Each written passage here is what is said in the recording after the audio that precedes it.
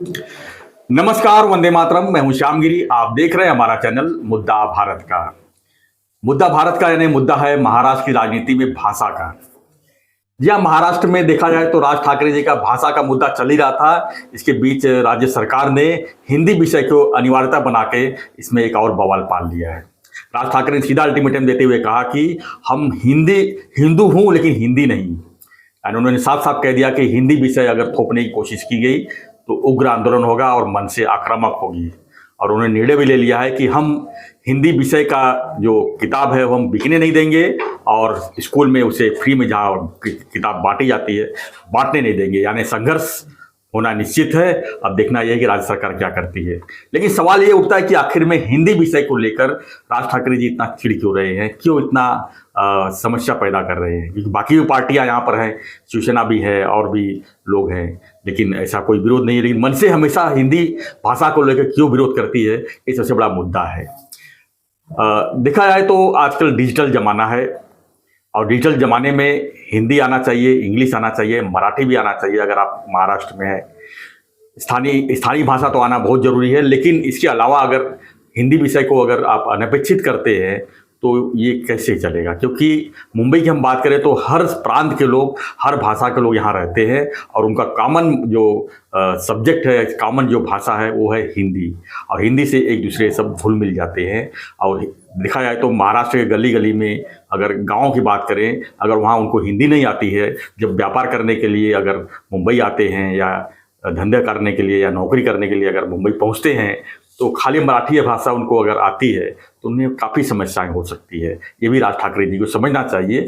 खैर वो उनका मुद्दा है, लेकिन ये मुद्दा उनका पुराना मुद्दा है, वो बीच बीच में उठाते रहते हैं। लेकिन राज्य सरकार ने हिंदी विषय अनिवार्यता करके 1 से 5वीं तक इसमें जो है एक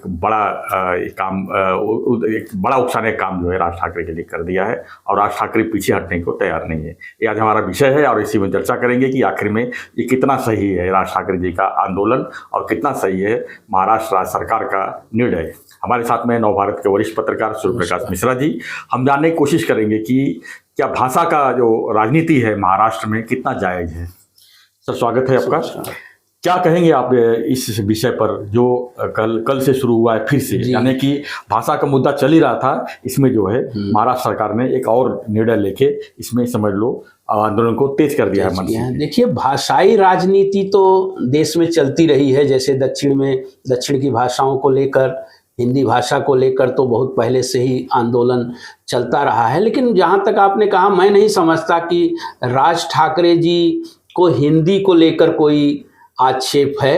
उनकी अपनी एक अस्मिता की बात करते हैं, मराठी भाषा की बात करते हैं। मराठी भाषियों को सम्मान और मराठी भाषा को उचित सम्मान मिलना चाहिए। मराठी को अभिजात भाषा का दर्जा केंद्र सरकार ने अभी हाल फिलहाल, लेकिन मराठी भाषा तो है ही। अगर एडिशनल एक भाषा अगर हिंदी अगर अनिवार्यता किया तो नहीं, तो हिंदी का अनिवार्य, मैं उसी मुद्दे पर आता हूँ। हिंदी देखिए, ये नेशनल एजुकेशन पॉलिसी एक सरकार ने बनाई कि सारे देश में जो है एजुकेशन का जो सिस्टम है वो एक तरीके का हो, इसलिए एक नेशनल एजुकेशन पॉलिसी 2020 में बनी और अब तक वो राज्यों ने लागू नहीं किया। उस नेशनल एजुकेशन पॉलिसी में ये त्रिभाषा सूत्र एक ऐसा है कि देखिए, अंग्रेजी जैसे और पूरे बोलते हैं ना, व्यापार की भाषा है, इंटरनेशनल लैंग्वेज है। दूसरा एक राष्ट्रभाषा, जिसे दुर्भाग्य से राष्ट्रभाषा का दर्जा नहीं मिला है हिंदुस्तान में, हिंदी राजभाषा का दर्जा है, वो हिंदी है। और तीसरी जो वो स्थानीय भाषाएं जैसे मराठी है, गुजराती है, वहाँ तमिल है, तेलुगु है। तो ये 3 त्रिभाषा सूत्र पे नेशनल एजुकेशन पॉलिसी बनी है। तो उसी त्रिभाषा सूत्र को महाराष्ट्र सरकार ने लागू किया है। और सवाल यह है कि देखिए, एक 1 से 5वीं तक, पहले जो था ऐसा नहीं है कि पहले हिंदी नहीं पढ़ाई जाती थी महाराष्ट्र में या मराठी नहीं, तो मराठी तो अनिवार्य विषय है ही है।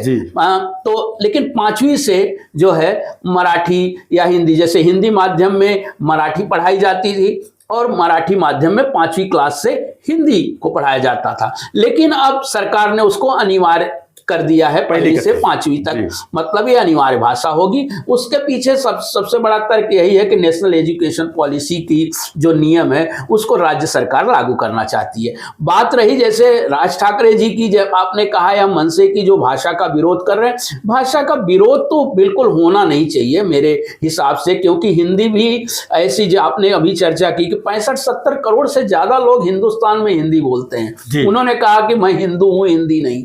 अब हिंदी, हिंदू, हिंदुस्तान, ये तीनों का एक मतलब समझ लीजिए कि संपर्क ही रहा है, तीनों मिलकर ही ये शब्द बने हैं, हिंदी, हिंदू, हिंदुस्तान। तो हिंदुस्तान में हिंदी भाषा चूंकि भाई 65 से 70 करोड़ लोग बोलते हैं, जैसे 2/3 से अधिक भूभाग में हिंदी भाषा बोली जाती है। हिंदी आज व्यापार की भाषा है, हिंदी फिल्म की भाषा है, हिंदी साहित्य, वो उस पर तो जो विवाद पैदा हो रहा है वो होना ही नहीं चाहिए। हाँ, कुछ लोगों ने ये कहा कि भैया 2 भाषाएं तो वैसे ही पढ़ाई जा रही हैं बच्चों को, ये तीसरी भाषा का भी एक तरीके का दबाव पड़ता है, लोड बढ़ रहा है। तो इन बातों पर चर्चा हो सकती है, लेकिन इस पर राजनीति होना मुझे कुछ ज्यादा, इसमें राजनीति छोड़ दो, जबरदस्ती भी होना ना कि हम चलने नहीं देंगे, बटने नहीं देंगे, बिकने नहीं देंगे। अब इसके ऊपर भी संघर्ष शुरू होना, मतलब मनसे का संघर्ष कैसा होगा? बिल्कुल बिल्कुल, तो राजनीति हो ही रही है। राजनीति देखिए दक्षिण में भी इसी तरह की राजनीति हो रही है। वो तो बिल्कुल नहीं चाहते कि भैया हिंदी पढ़ाई जाए या हिंदी को राष्ट्रभाषा का दर्जा दिया जाए। तो इस पर तो राज ठाकरे जी को तो हिंदी पर तो सवाल नहीं उठाना चाहिए। हाँ, ये है कि मराठी भाषा भी उसके साथ साथ पढ़ाई जानी चाहिए। मराठी कहाँ डिस्टर्ब कर रहा है? मराठी तो है ही ना। मराठी के साथ साथ त्रिभाषी, जो बात आपने कहा, त्रिभाषा के हिसाब से एक हिंदी की अनिवार्यता की जा रही है, जो कि आप कह रहे हैं नेशनल भाषा नहीं है, लेकिन आज अधिक प्रांतों में तो वही बोला जाता है और लोग सोचने समझने के लिए एक आसान तरीका है हिंदी। देखिए, इसके पहले जो माध्यमिक शिक्षा थी ना, माध्यमिक शिक्षा में हिंदी को शामिल किया गया। ऐसा नहीं है कि महाराष्ट्र में हिंदी को शामिल नहीं किया गया है। हाँ, ये ठीक विषय था, लेकिन मैंने देखा कि मराठी भाषी जो है, मराठी स्कूलों में हिंदी और संस्कृत मिला के पढ़ाई जाती है। और जैसे गुजराती भाषा या स्कूल है, और भाषाओं के स्कूल, अंग्रेजी के स्कूल हैं, तो उसमें उनको ये लग रहा है कि इससे एक भाषा का दबाव हमारे ऊपर शुरू से ही बच्चों पर पड़ने लगेगा और इसको बच्चे सीख पाएंगे कि नहीं सीख पाएंगे, इस पे ये है। लेकिन नेशनल एजुकेशन पॉलिसी के तहत उस भाषा को तो भाई त्रिभाषा सूत्र को अपनाया जाना चाहिए, ऐसा अधिकांश मत है। और नेशनल एजुकेशन पॉलिसी केंद्र सरकार ने बनाई है, केंद्र को भी अधिकार, हाँ, लेकिन उसको लागू करने का अधिकार जो है, लागू करने का उस मसौदे को, वो राज्य सरकार के पास है। राज्य सरकार, महाराष्ट्र पहला ऐसा राज्य है जिसने त्रिभाषा सूत्र को लागू किया है। अब देखिए, और राज्य इनका निराकरण, मतलब इसके पीछे आते हैं, इसको कहते हैं, करते हैं कि नहीं, लेकिन अब राजनीति यहीं से शुरू हो गई। अब कल गुजरात में भी अगर कहा जाएगा कि गुजरात में भी पहली कक्षा से क्यों हिंदी पढ़ा रहे हैं, तो हर गुजरात में विरोध शुरू हो जाएगा, कर्नाटक में शुरू हो जाएगा, उधर दक्षिण के राज्यों में तो विरोध चल रहा है। तो ये जो राजनीतिक विरोध है, मुझे तो बेमानी लगता है। लेकिन दूसरे स्तर पर उनका यह भी कहना है कि भाई दबाव छात्रों पर, कम से कम बच्चों पर पड़े कि एक भाषा उनके ऊपर और उन पर लाद दी गई। 2 भाषा वैसे ही पढ़ाई जा रही है, चलो मराठी और अंग्रेजी, एक भाषा और उनको हिंदी की सीखनी पड़ेगी, लेकिन सीखें। लेकिन मेरा ये कहना है कि अगर एक ठीक नहीं भी हो, भाषा सीखना कोई गलत भी तो नहीं है। बिल्कुल गलत तो बिल्कुल नहीं। राष्ट्रभाषा, इसीलिए तो राष्ट्रभाषा की लड़ाई आज भी चल रही है। आपको मैं बताऊं, यही वर्धा, महाराष्ट्र का ही वर्धा जो है, पहला विश्व हिंदी सम्मेलन यहीं पे हुआ। महात्मा गांधी का जो आश्रम था वहाँ, तो ये नागपुर से सम्मेलन शुरू हुआ, नागपुर से हिंदी का वो हुआ। तो महाराष्ट्र ने हिंदी को अपनाया है, ऐसी कोई नहीं। महाराष्ट्र के गांव-गांव में हिंदी भाषा बोली जाती है, समझी जाती है, इसमें ऐसे कोई वो नहीं है। लेकिन मराठी अस्मिता का सवाल है तो मराठी तो होनी ही चाहिए, मराठी अनिवार्य है, मराठी पढ़ें। अब अंग्रेजी विद्यालयों में भी बच्चे जा रहे हैं, लेकिन वहाँ भी पहली से मराठी नहीं है। जो नेता विरोध करते हैं, यही जो नेता इसका आक्षेप करते हैं हिंदी का, उनके बच्चे तो फॉरेन जाके पढ़ के आते हैं, तो वहां तो क्या मराठी पढ़ाई जाती है? निश्चित रूप से आपने बिल्कुल सही कहा। आज मराठी के विद्यालय बंद हो रहे हैं, हिंदी के विद्यालय बंद हो रहे हैं, अंग्रेजी के विद्यालय बढ़ रहे हैं। आप बेसिक रूप से देख लिए, जिला परिषद के विद्यालय बंद हो रहे हैं।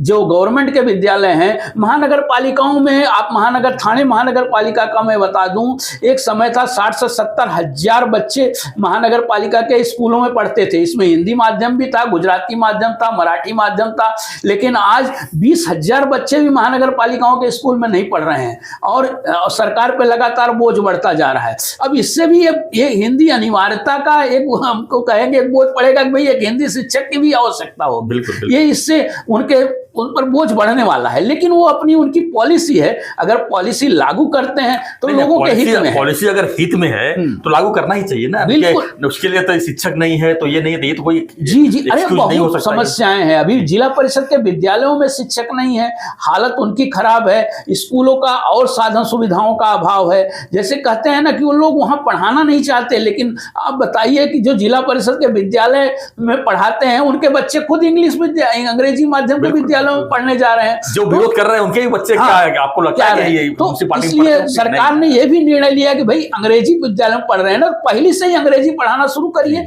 जिला परिषद विद्यालय हो, चाहे हिंदी माध्यम के विद्यालय हो, चाहे मराठी माध्यम के विद्यालय हो, उनको इससे उनमें और सुधार लाइए, गुणवत्ता उनकी बढ़ाइए। तो पहले से ही अंग्रेजी में होगा तो कम से कम हो सकता है कि अंग्रेजी विद्यालयों में अपने बच्चों को नहीं पढ़े, चलो इस विद्यालय में वहां 5वीं से अंग्रेजी पढ़ाने का चलन है, इसलिए उन्होंने कह दिया कि भाई पहली कक्षा से ही तीनों भाषाएं उनको पढ़ाना शुरू कीजिए। हाँ, बच्चों पे थोड़ा दबाव होगा, लेकिन धीरे धीरे लागू करेंगे तो आसान हो जाएगा। तो क्या लगता है कि मनसे के विरोध के चलते राज्य सरकार कुछ अलग फैसला ले सकती है? नहीं, मुझे तो नहीं लगता, लगना भी नहीं चाहिए कि मतलब लेना भी नहीं चाहिए फैसला। वो सरकार नेशनल एजुकेशन पॉलिसी है और उस एजुकेशन पॉलिसी को अगर राज्य सरकार लागू कर रही है, हाँ, उसका क्रियान्वयन तरीके से होना चाहिए। हिंदी, मराठी, अंग्रेजी तीनों भाषाएं अगर तरीके से जड़ से बोलते हैं ना सिखाई जाएंगी तो उसका एक असर बच्चों पर पड़ेगा, सकारात्मक पड़ेगा। लेकिन कुछ लोगों का ये कहना है कि ये दबाव तंत्र है या जबरदस्ती लादी जा रही है हमारे ऊपर, हिंदी लादी जा रही है। इस पे कोई ज्यादा इसका प्रभाव इस तरह का नहीं पड़ने वाला है कि आपके ऊपर लादी जा रही है। लादी नहीं जा रही, आप उसको स्वीकार करिए। ये भाषा होनी बिल्कुल स्वीकार होना चाहिए, क्योंकि हिंदी है, हम हिंदुस्तान हमारा, ये एक जो है एक कवि जी ने भी इसको गाया है और लिखा भी है। और जब हम हिंदुस्तान किसी भी कोने में जाते हैं, या तो इंग्लिश में या तो हिंदी में, हम इसको समझते हैं और कहते भी हैं। संपर्क की भाषा है। सवाल यही उठता है बार बार कि आखिर में राज्य का जो है विरोध हिंदी के प्रति ही क्यों रहता है। ठीक है, मराठी को बिना डिस्टर्ब किए अगर हिंदी एक विषय बढ़ाया जा रहा है तो ये तो अगर जड़ से ही अगर हिंदी आप पढ़ रहे हैं तो कहीं भी जब जाएंगे तो आपको इसका कठिनाई नहीं होगा। और चाहे नौकरी हो, चाहे व्यापार हो, अब डिजिटल जमाना आ रहा है तो उसमें इंग्लिश का भी अनिवार्यता है। तो कल को अगर कोई कहे कि हम इंग्लिश भी नहीं पढ़ने देंगे, हिंदी भी नहीं पढ़ने देंगे, खाली मराठी पढ़ के अगर महाराष्ट्र के लोग कहाँ नौकरी पाएंगे और कहाँ पर इसका बिजनेस कर पाएंगे। तो ये सबसे बड़ा सवाल है, इसको भी राज्य को समझना चाहिए। और रही राजनीतिक मतभेद, तो राजनीतिक मतभेद तो आप सत्ता में आइए, आप अपने हिसाब से कुछ भी आप लागू करेंगे तो आपका तो कोई वो अलग बात हो जाएगी। उसके लिए आप सत्ता में आइए, आप अपने वोट बैंक बढ़ाइए, लेकिन इससे क्या वोट बैंक बढ़ेगी ये भी आपको समझने की जरूरत है।